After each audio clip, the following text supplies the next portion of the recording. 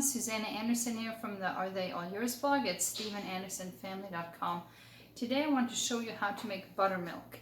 Now you might think to yourself, I don't drink buttermilk, I don't care for buttermilk, why do I need buttermilk in my life? Well, I don't drink a whole lot of it either, but it's great as an ingredient in many recipes. In fact, my cookbook uses kefir and buttermilk quite a lot, and the two are interchangeable in the recipes. And because this buttermilk is so much easier to make than kefir, I usually end up using buttermilk instead of the kefir. You can make overnight waffles with it, you can make the buttermilk pancakes with it, the ranch dressing in the back, just so many recipes you can use it for. Now, it's very easy to make yourself, it's very inexpensive. The only thing you need, beside the milk obviously, is you need a starter culture. And I use the starter culture from Cultures for Health. You can purchase this directly from them, or you can buy these through Azure Standard, also sells these.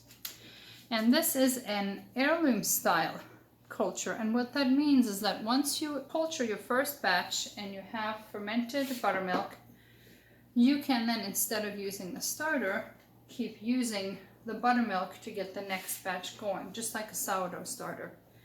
So to make your first batch, you either need a purchased starter like this, or if you know somebody who has already cultured buttermilk, you can just get some of it from them and use that as your starter to get your first batch going. So this box is about $10, and in it contains the instructions and 2 packs of starter culture, and one of these is enough to make a quart of buttermilk, which is what we're using today, and the other one they suggest, and I suggest, storing in the freezer.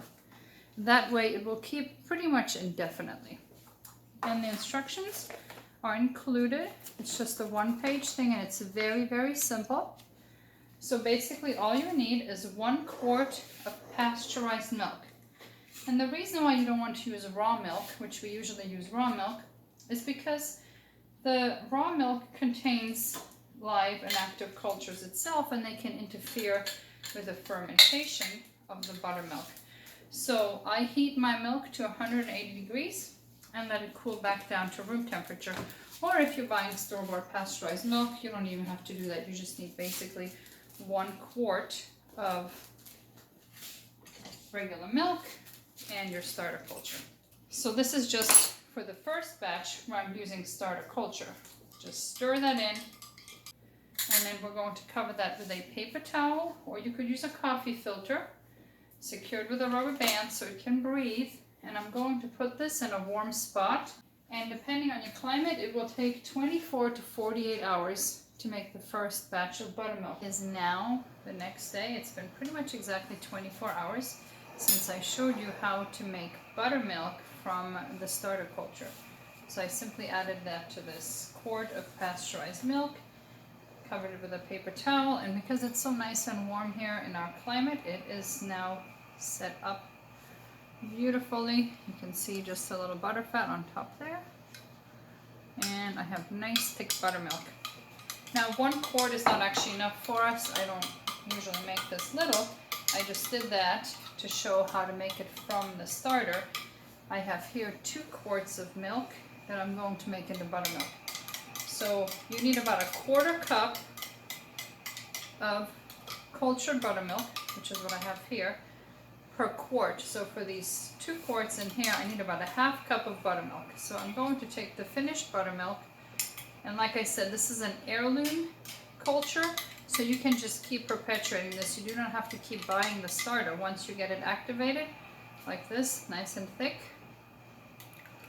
you can just keep going with that. So I'm going to add about a 1/2 cup to here to culture this one. I'm now going to let this sit out for the next 24 hours in a warm spot. And this buttermilk is ready to go. I'm simply going to put a lid on here and store it in the refrigerator.